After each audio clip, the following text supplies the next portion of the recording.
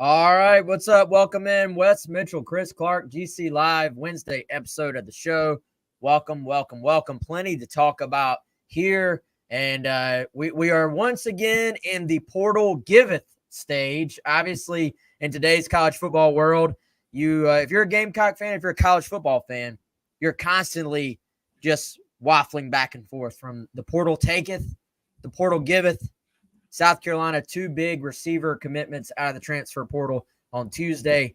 That will be the primary couple of talking points for the show today. We'll probably maybe get into a couple of other things as well. But first, let us tell you about our friend Clint Hammond of Movement Mortgage, ClintHammond.com, 803-422-6797.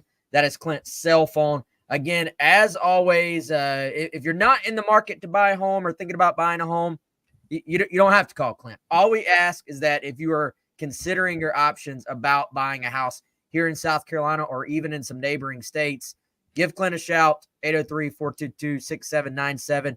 Look at his background and some of the options on ClintHammond.com as well. He's a mortgage broker here in Columbia and the surrounding areas. He's going to take great care of you just like he took care of me. And before we get into some other details, I also want to remind you about our special ongoing on Gamecock Central. This is a GC Live sort of YouTube podcast, however you hear us, special. We don't really publish this elsewhere. This is for you guys. If you're not a subscriber on GamecockCentral.com, come on over. New subs, $1 for the first 2 months. So that's not $1 each. That's just $1, 2 months. Use code SCAR1, SCAR1.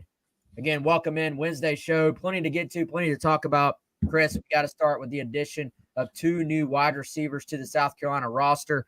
And before we dive into each of these guys individually, and then we'll sort of try to provide some context on where we think they're going to fit, I think important to recognize, if you go back to like that final press conference at the end of the spring, Shane Beamer was asked, hey, what's the direction you're going to take in this portal window?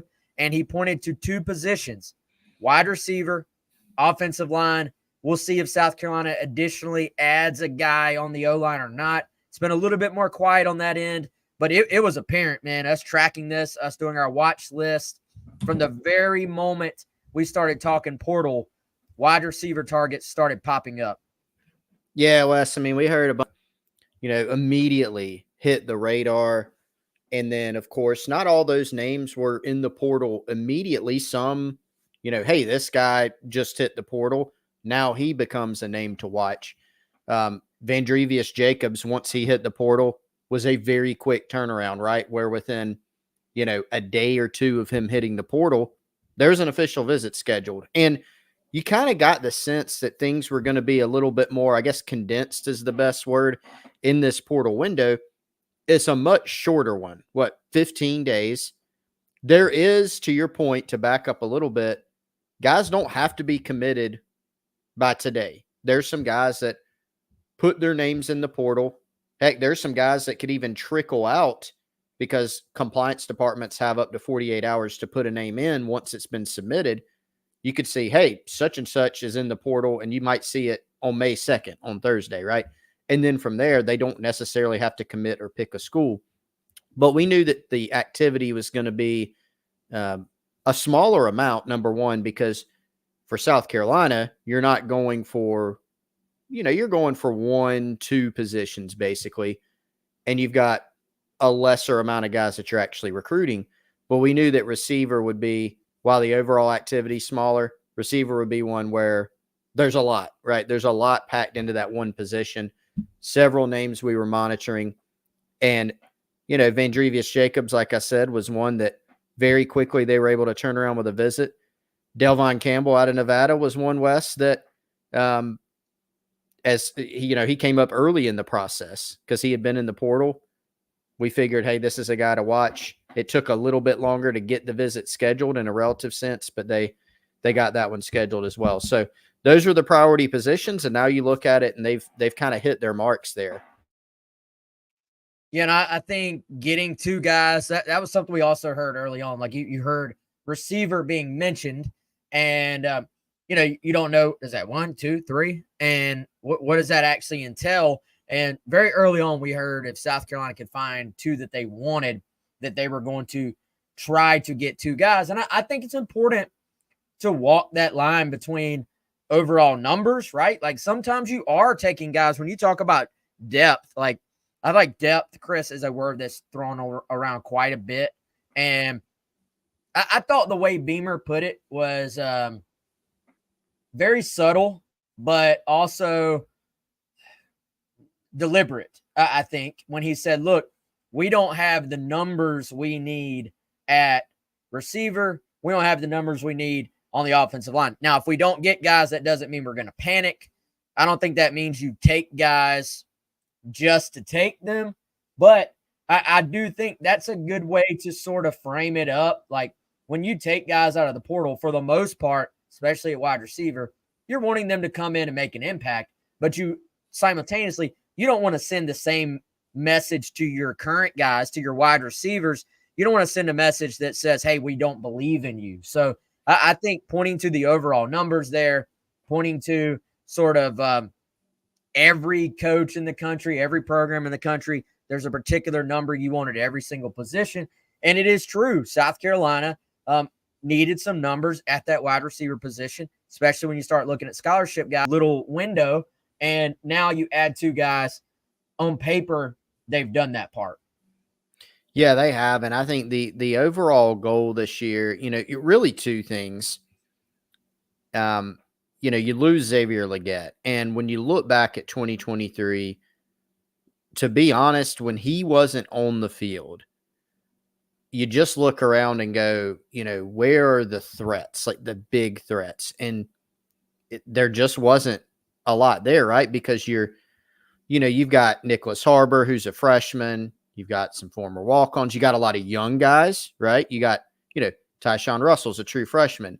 You got a Luke Doty who proved himself to be quite reliable, but is not a full-time receiver. Even now, Wes, as experienced as he is, you're kind of still with Luke Doty. Hey, he could still play some quarterback. He's still getting some work at quarterback in practice. And so the amount of competitive depth that you had there at receiver is not what you wanted. And man, I was almost surprised at how frank Beamer was after the season with that, of just kind of explaining why he decided to tweak the coaching staff.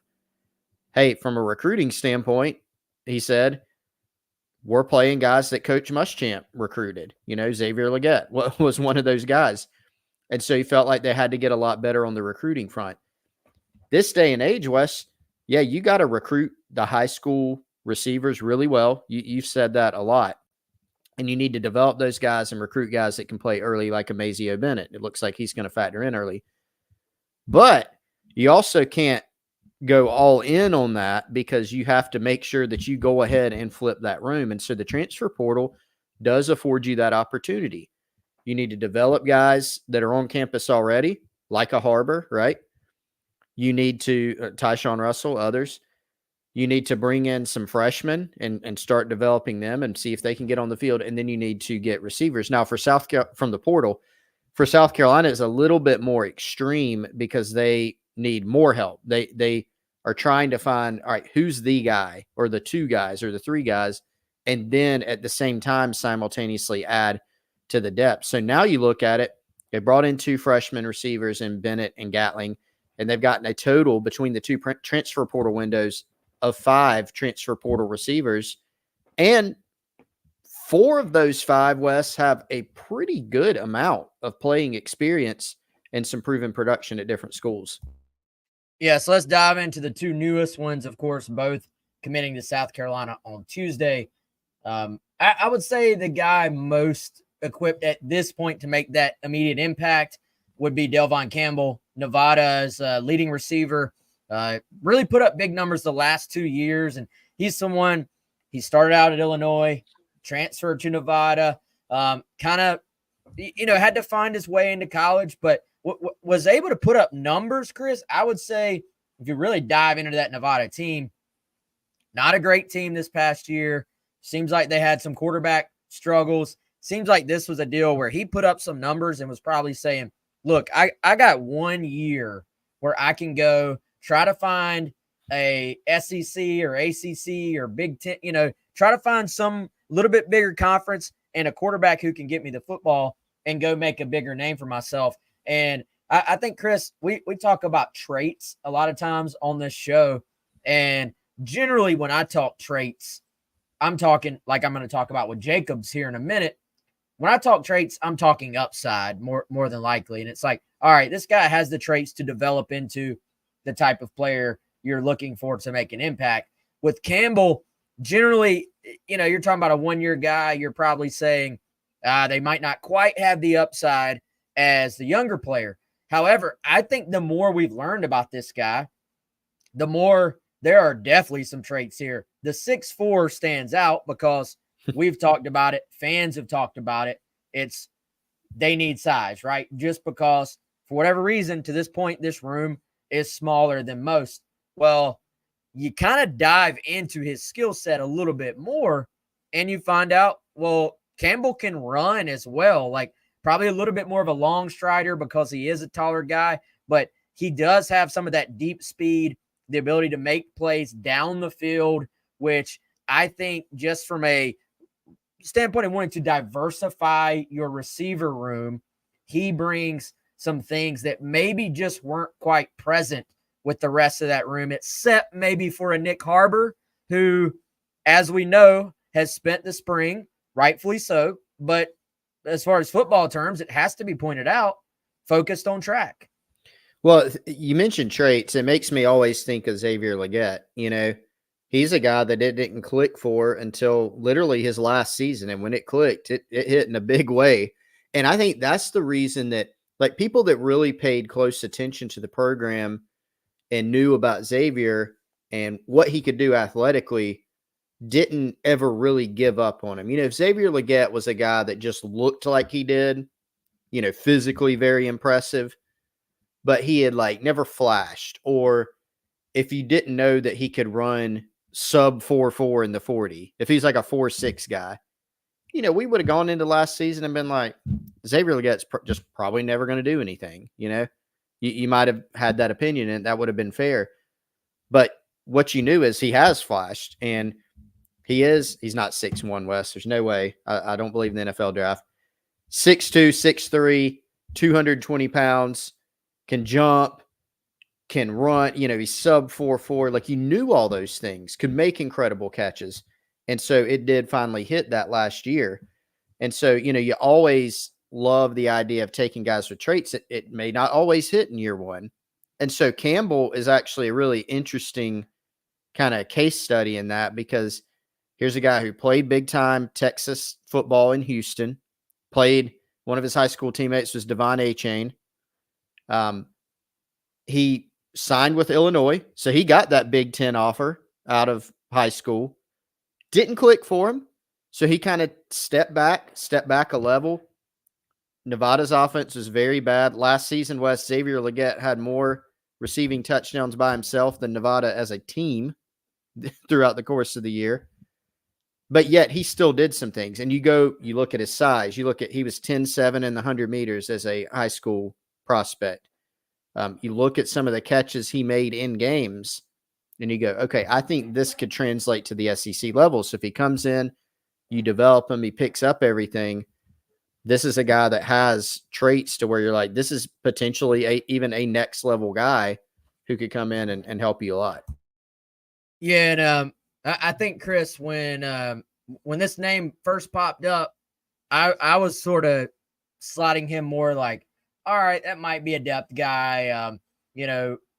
Not really sure if he's an instant impact guy, but the more I sort of read and went into his background and, the 10.7 in the 100, the stuff like that, I think you start to see, all right, this is a guy who's going to push and is certainly coming here with 1 year to go to push for a starting position. I think it would be very, very difficult for me right now to produce an accurate depth chart or even a projected depth chart for sure in terms of what this thing is going to look like. I guess we're 3-4 months from preseason camp and then the season starting, just because you have increased the competition in that room. I do think for the most part, when they've added depth there, it's not just literally that idea of depth, like we've talked about with the offensive line. There may be the potential to add a guy from the portal that is truly just depth. Like, hey, this guy might be a second teamer when he gets here, third teamer even potentially, but you're trying to literally increase the depth. The depth that I think certainly Campbell provides is that you're talking about depth that is fighting for a starting spot and potentially ready to make an impact. I think, also will open things up for those other guys. Obviously, Gage Larvadain probably, I would say, produced the most attention this spring in terms of the transfer guys. We heard Jared Brown create some excitement. At least Beamer mentioned him in 2 straight scrimmages, which I think is noteworthy. A lot of those guys, Chris, played a lot of slot before, especially Jared Brown.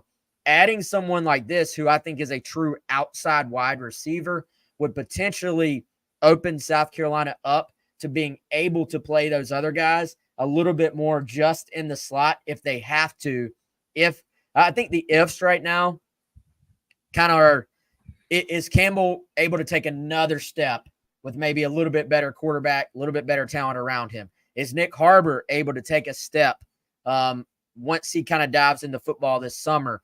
Can a Jared Brown or a Gage Larvadain give you some of those things on the outside, which we know they can already give you in the slot? We saw them do quite a bit of that, or heard about them doing quite a bit of that this spring. So I think there are still questions about this position group, but by adding these 2 guys, the questions are a little bit more towards, okay, what does it look like? But you feel a little bit better about those questions being answered one way or another, as opposed to it being one of those things where it's a question, meaning everybody's just ducking for cover, like they're that worried about this position. Yeah, you always think about, with receiver, you think of kind of your top 6. Some years you're going to have a lead dog who has way more catches than everybody else. We've seen that at South Carolina. We've also seen years where it's a little bit more evenly spread out because you had a quality room that had some depth to it. We don't know what that's going to look like yet. And, we don't really know what the top 6 will look like. 2 or 3 starters, depending on the package, then 3 other guys you can really count on to rotate. Really, when you look at receiver rotations, at most places, you're not going to look up and down and say, oh, those 10 guys kind of split snaps. You just don't really see that a lot, frankly. So I agree with you. There are, you don't want your top 6 to be, okay, well, we don't really know who our top 6 is. It's going to be some people out of necessity. You just got to have one. You want it to be more like, we don't really know who it is because we don't know how this competition is going to play out. So now what you've done is you've gotten some guys who return from the roster, Harbor, Doty, Tyshawn Russell, Elijah Caldwell, etc. You pair those guys with your 2 freshmen, and Mazio Bennett had a good spring. Gatling, we'll see, what he can do year 1. He was banged up a little bit in spring. And then 5 transfers, Wes. And again, 5 transfers who 4 of them have played, as I said earlier, a lot of college ball. Different school, different system, yes, but very experienced guys. So you can start kind of piecing together what it could look like. And there are still some questions in there. But, man, before the last portal window, you're sitting there going, I don't know what this thing's going to look like. You at least have a little bit more clarity now. Yeah, no doubt. So, all right, let's get into Vandrevius Jacobs, the other transfer portal commit for South Carolina, kid out of Florida State, and someone that I think is not necessarily your typical transfer portal addition. Most of these guys at this point, not all of them, but a lot of them, especially this second window, you're talking about guys with a lot of times 1 year of eligibility left, sometimes 2. But with him, Chris, I think this is a little bit more akin to just adding almost like an additional late high school guy. Of course, there aren't 4-star wide receivers that are in high school just floating around in April, May, waiting on you to sign them. So you wouldn't have been able to add a high school guy at this point. But getting someone, he redshirted last year, did play a little bit, caught 3 balls, 60 yards, a touchdown, got at least, I would call it a taste, which for some guys, like that's, you don't sit there and say, oh, he's experienced, but you also don't sit there and say he's never ran out there in front of 70,000 people. He's done that part. So that is somewhat helpful. Now, when all this transfer portal stuff first started, Chris, I would have said there's an even bigger advantage, and that would be that he's already used his one-time transfer. Now, we know that that's not really the case anymore. Everybody can transfer at will almost at this point, the way things are. But still, I think he's a guy that there's probably a wide range in terms of what your expectation should be for him in year one. Like, would it shock me if it took a little bit of time for him to sort of get settled in and sort of make an impact and be a guy? No, that wouldn't shock me at all. It also would not shock me if he came in, sort of used this opportunity as motivation, and he transferred out of Florida State, didn't work out. He was an in-state guy there, probably was very excited to play for an in-state school. It just did not work out. Use this to go about his business the right way and potentially step into a starter's role. Like, I do think there's the upside, the ability there for him to go be a playmaker for this team. And also, it looks like in his past, he's been a punt return, kick return guy too. So maybe is an option in those roles as well. Yeah, I think there's some added value with Jacobs because, if it was his final year, you'd go, okay, this guy's played some ball and he's got this skill set and he can come help. But the fact that he's a multi-year guy out of the portal, former 4-star guy, highly recruited, that's a positive. And you're exactly right. Watching some FSU stuff on YouTube about him with some of Mike Norvell's comments, you could see him back there in practice, fielding punts and things like that. So he's got that ability. Maybe he can get in the mix for that. We'll see. But what you hear about him is, he doesn't fit that profile that they were kind of looking for in the portal of, you remember we heard Wes probably going to be 6'2" or over to kind of fit the bill. Well, Delvon Campbell fits that bill in a big way. Jacobs is more of a guy that you look at and he's just a good player. Like, he's someone that you just look at and, hey, this guy can help us out. He can run. He's not small, at 6 feet tall. He can really run. He's got ball skills. He's got some, I think, versatility about him. And I've also heard, Wes, that he's got a pretty high football IQ. So this is a guy that probably can step in and I think pick things up early in Columbia.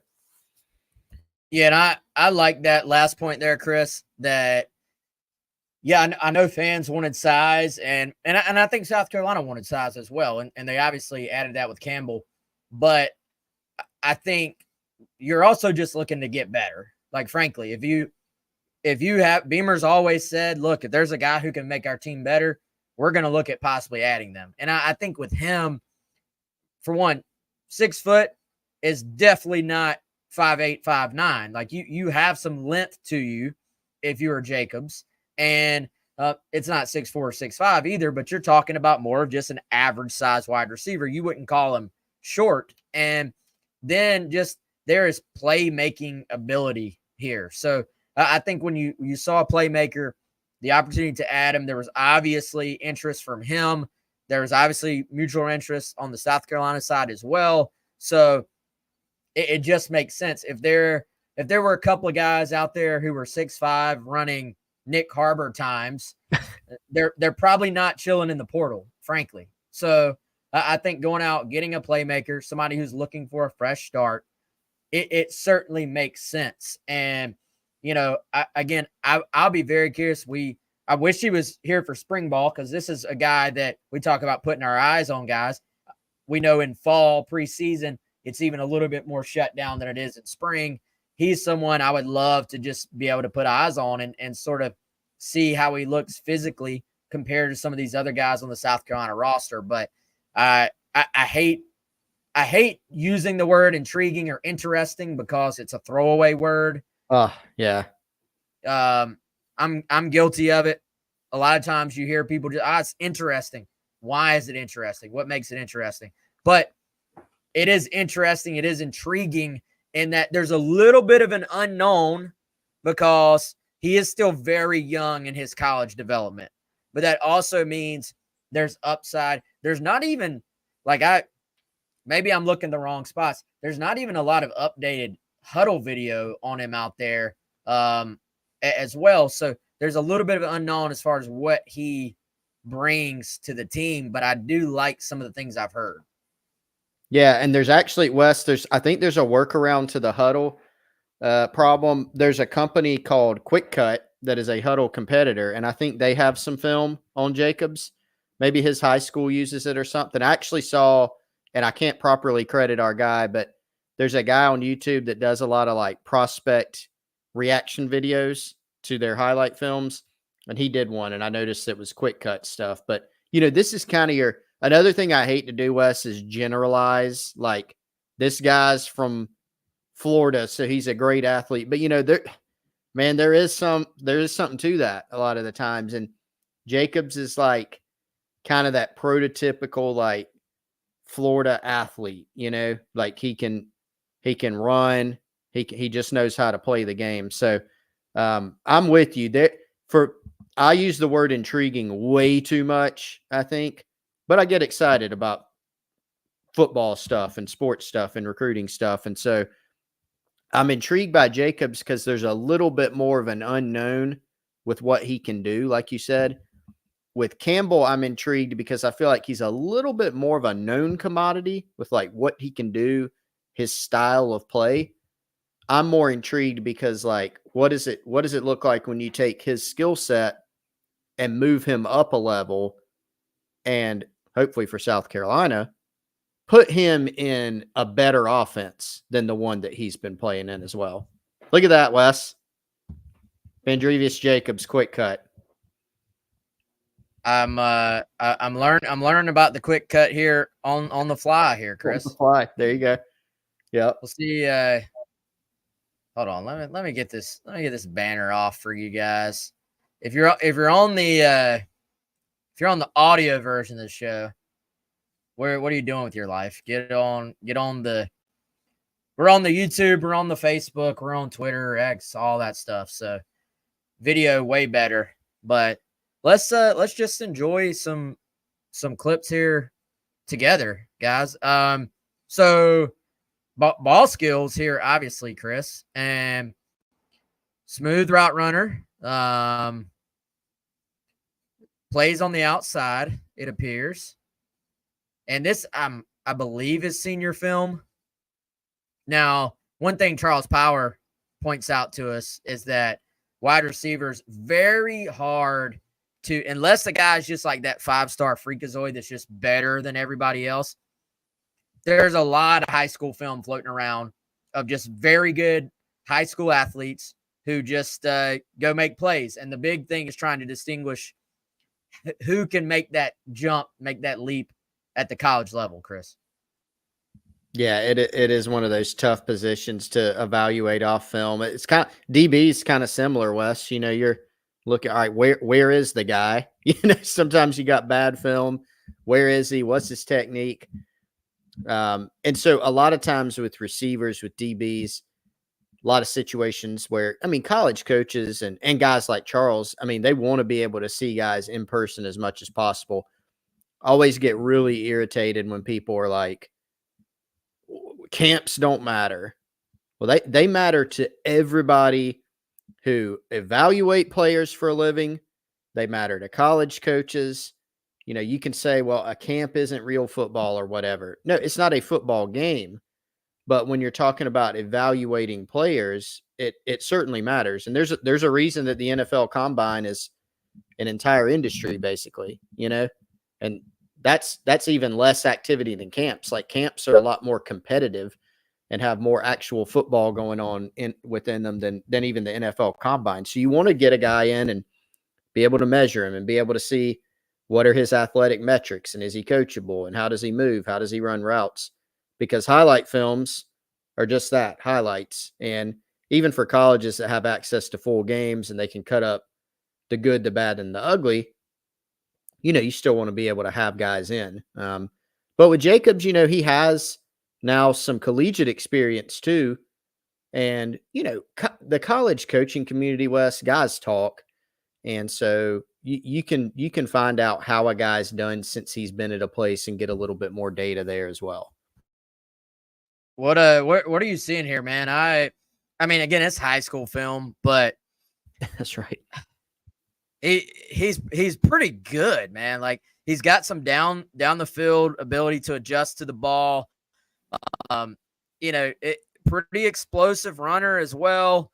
Creates yards after the catch. I kind of like how it looks like when he gets sort of into that second part of his route, if he's running like a deeper post or a fly, like he's got maybe that fifth gear where he kind of just outruns the guy when he has to turn it on.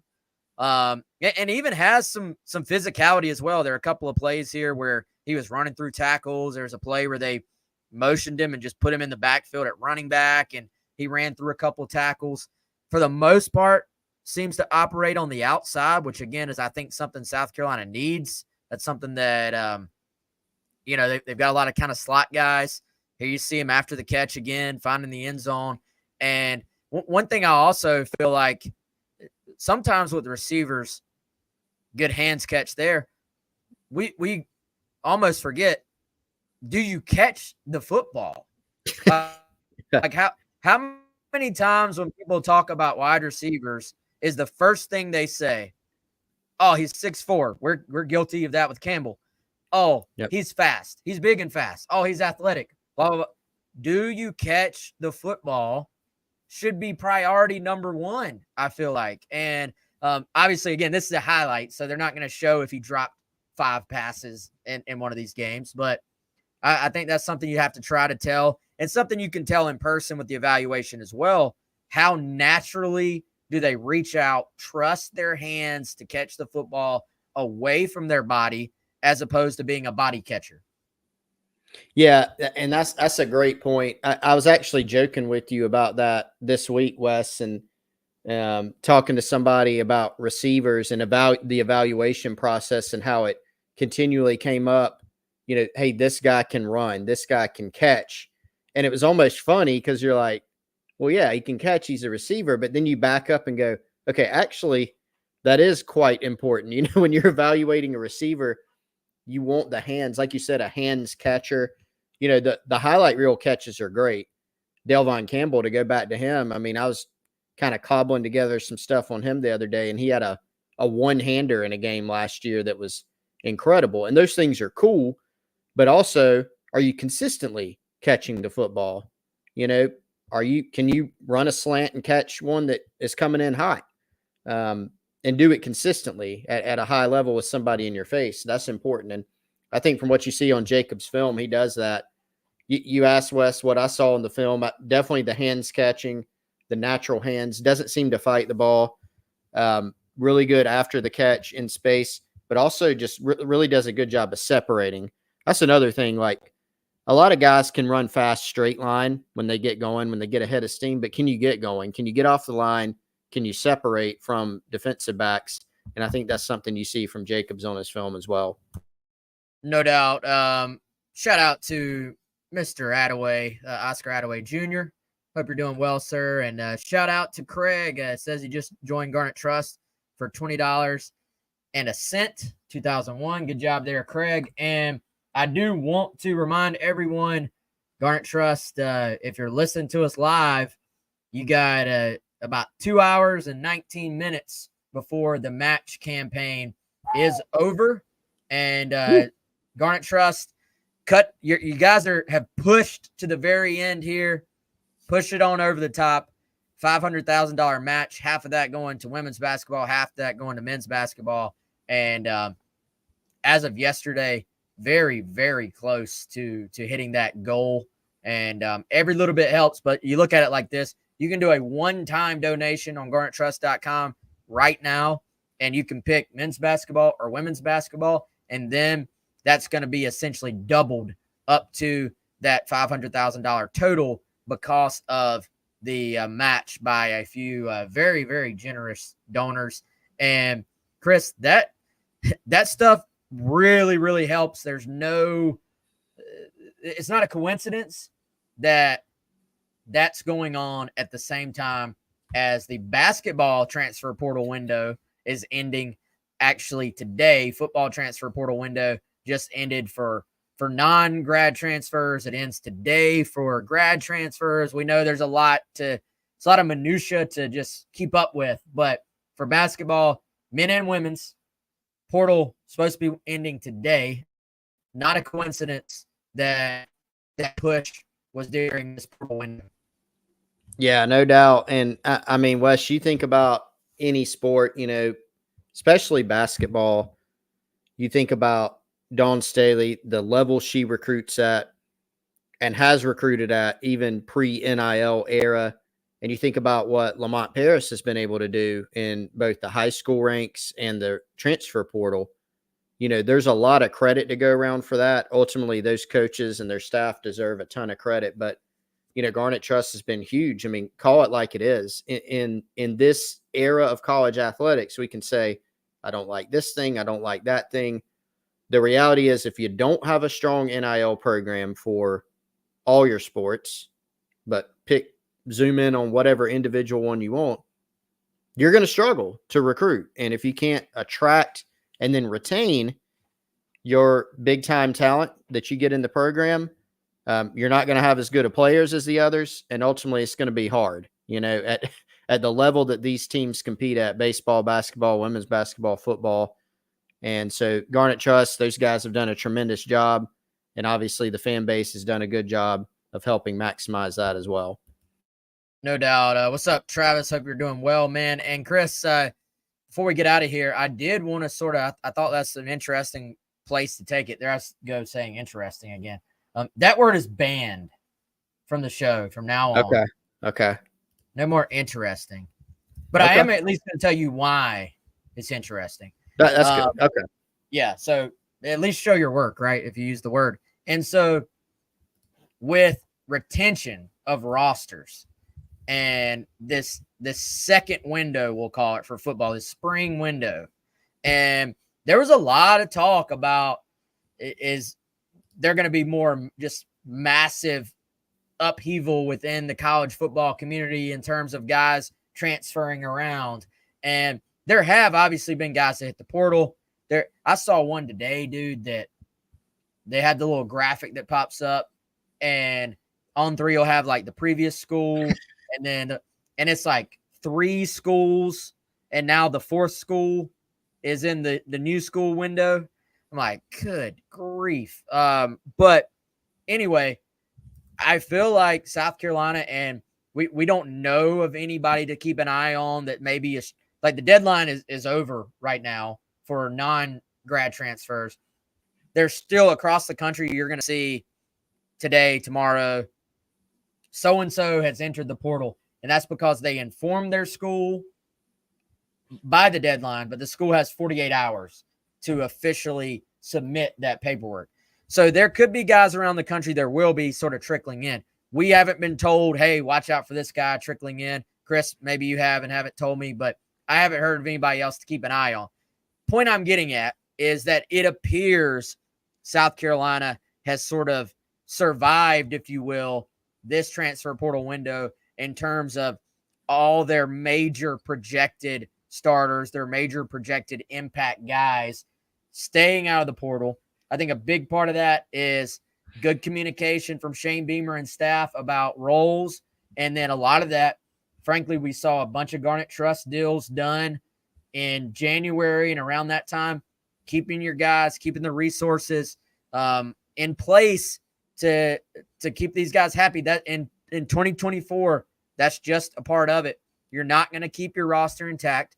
You're not going to be able to add from the transfer portal if you don't have strong NIL resources on campus. That's just a fact. And let's think about football, Wes. So for Shane Beamer in South Carolina, you're trying to make an ascension up the SEC pecking order. And to be quite frank, a lot of the schools that you are chasing have big trophy cases, whether it's recently or in the not too distant past, that they can point to. There are great schools in the SEC that have had tremendous football programs pockets of success, really consistent success, championships, SEC, national championships. And to try to catch them, you also have to recruit against them. You have to go get a bunch of blue chippers. There's never been a school that's won the national title or the SEC title where you look at the school and went, man, they just really kind of, bootstrap their way to that one. You look at them and say they're really well coached and all those things, but you don't scrap your way to an SEC or national title. It doesn't happen. All those schools have amazing talent. So now you get to 2024 and even, 2023, 2022, but since we're in 2024, you add in NIL. So literally, if you're a prospect, think about this. Let's take the Garnet and Black out of it. If you're a prospect and you've got SEC schools A, B, and C saying, come here, here's what we've got. We've got championships. Here's our trophy case. And we can put together this NIL package for you. Or option D, South Carolina in there as well to go along with A, B, and C. Hey, come to South Carolina. Sorry, we can't really do anything on the NIL front, but would you just like us, right? Seriously, what are you going to do? Take the Garnet and Black out of it. So you got to be on an even playing field with as many things as possible. And like it or not, NIL is one of those things. And for the coaching staff too, you want to be able to have as many things in your favor as possible. Yes, some recruiters are better than others, but ultimately you got to have resources at places. That's why, Wes, a lot of the nation's best recruiters are at the biggest blue blood schools because they have more resources to help them attract that talent. NIL is a big part of that as well now. Yeah, it certainly is, man. And the system ain't perfect. It never has been. We'll see. I mean, there's a lot of change coming to college ball. We'll see what all this looks like. But for right now, if you want to compete, that's the name of the game. But South Carolina has done I would say, a fantastic job. It doesn't stop here, obviously. You got to keep pushing. But they have done a fantastic job of navigating the waters. And there are a lot of guys, I can tell you with 100% certainty, there are a lot of guys who were very much coveted by other schools that are on this roster. So to keep those guys in place is a big deal for South Carolina. And I would say, actually, Chris, an even bigger deal going back to that prior transfer portal window when you had SEC to SEC transfers allowed. It's still allowed, but you'd have to sit out a year. So really, in reality, it's not allowed. Nobody's probably going to do that if they think they're going to play, and that's why you're transferring anyway. So I think that's actually, we'll see if it would hold up if somebody tried to take that rule to court. Every other rule has not held up, but I think the no SEC to SEC in the spring is a very smart rule by the conference. At this point in the calendar, you don't want your teams basically attacking each other this close to the season. Yeah, it is a good rule. Now, how long will it be around? I don't know. Because, if it gets challenged, NCAA's track record has not been great recently. They're kind of just, flailing a little bit in the courtroom because they're losing cases constantly.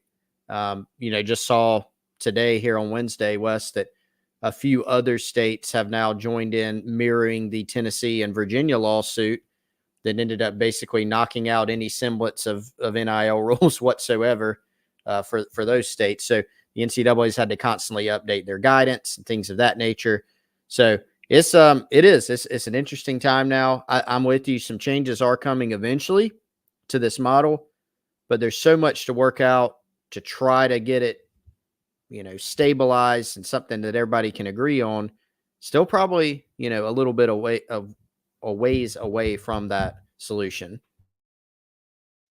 Yeah, no doubt, man. So I think that's about it on the Gamecock world right now. We'll keep seeing. Are there some other guys that pop up? We'll see. Can't completely rule it out. And, in terms of potential transfer portal additions, but for the most part, you're kind of getting to the point where, as much as you can in 2024, you start to have a real feel for what this roster is actually going to be for this season, which I think is a good place for every team, for every coach, for every fan base to be at, because you can actually start to dream a little bit about what this team might potentially be capable of, and we can all break it down from there.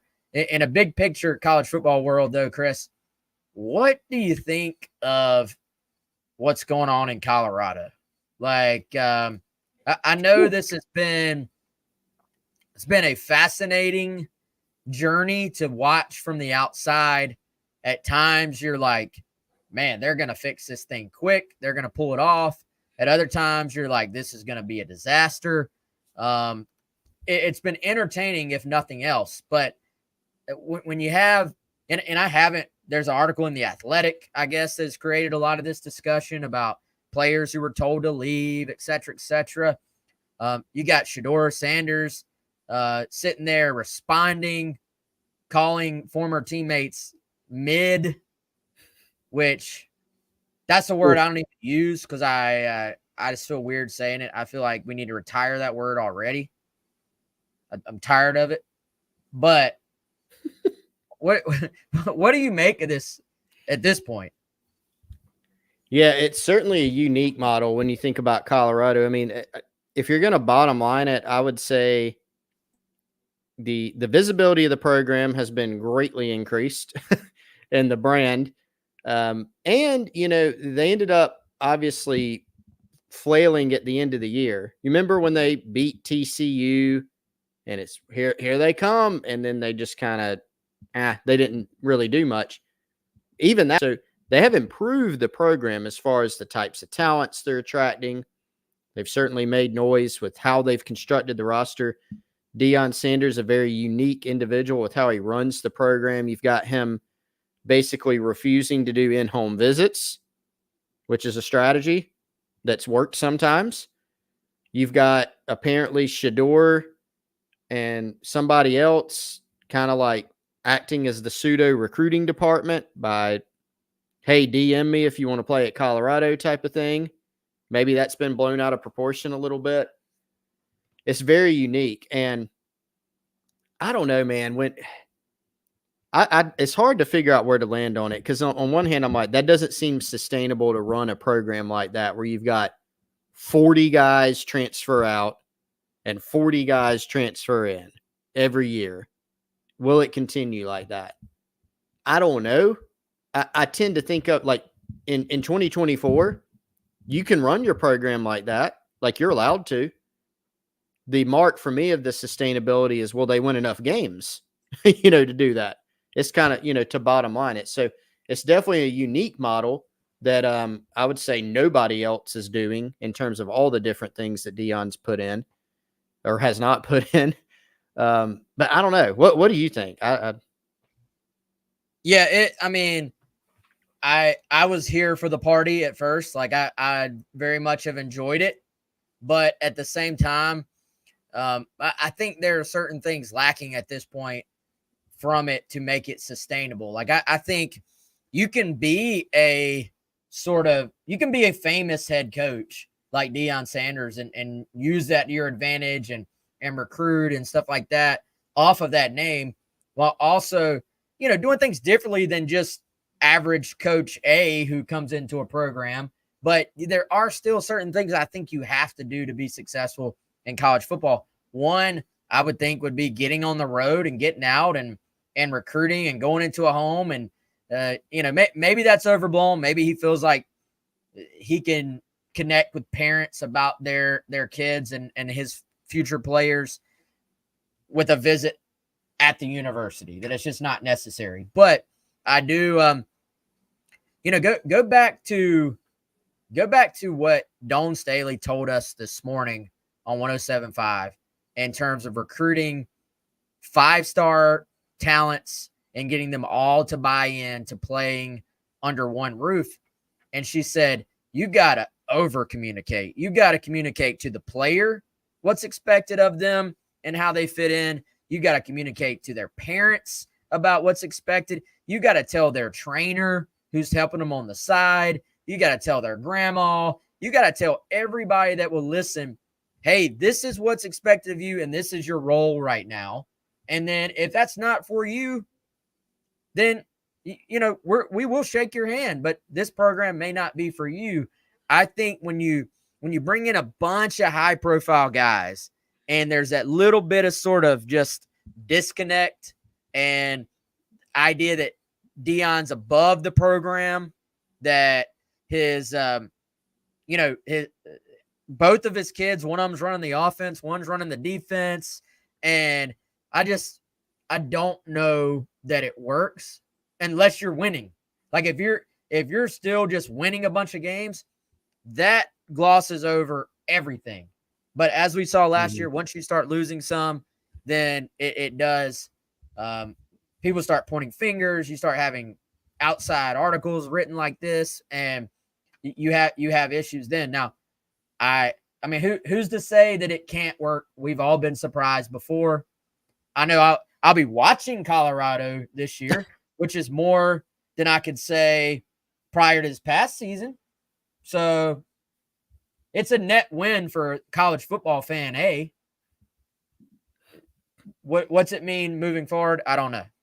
Yeah, they and this year will really be the test, right? Because if they go 4-8 this year, maybe even 5-7, but if it's kind of a flop, the amount of articles, like you pointed out, being written will increase dramatically. It will. People will say, "Hey, it's official now. This model doesn't work, or this thing is not working."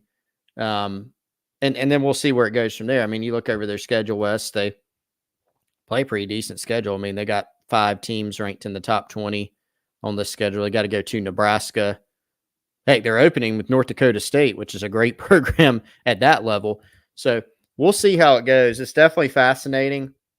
I thought Staley made some great points like you brought up. I mean, it made me think of, I talked to actually another Staley, no relation, Josh Staley, who coached Colin Murray Boyles in high school at Florida. And, we had a great talk one day about that and just communicating expectations to parents and kids and kind of building that trust with them. And he just said, look, you've got to communicate those things, because parents, especially, they're looking at their kid and they want to be an advocate, but, they're not always necessarily, we don't want our kids to fail. We're so, as parents, sometimes that's what we try to do. And you got to look at it in a more holistic, whole team sense. So Dawn Staley has obviously done a great job of that. It seems like a different model at Colorado for sure. So we'll see how it goes. Yeah. Hey, Nathan makes a good point. And you said this earlier, Chris. They were improved this year. So nobody can say they weren't. That's right. I think the question is it sustainable? At what point does Deion get bored, frankly, because he's got everything else you could possibly want. At this point, you're coaching because you love and want to coach, I think. And can they take another step? They obviously are improved, and they've got way more talent than they had when Deion arrived. So we'll see what that looks like moving forward. And again, we'll all be watching, which I think is saying something. If you're a Colorado fan, you're equally excited, concerned, but you're paying attention. Like, I wish I ran a Colorado on 3 message board. I'll tell you that, because you're right about people that. are clicking, man. You know who you should not be concerned about, though, would be our friends over at Liberty Tax. And Chris, tax time officially over, but for one, if you haven't filed your taxes, Liberty Tax and our friends over there, they can help you out, and because there's some things you're going to need to do. And then for 2, if your taxes were a struggle this year, maybe you want to let somebody else help you out for next year, and you can call this number and you can go ahead and get a head start on planning for next year's taxes so that they aren't quite as much of a headache.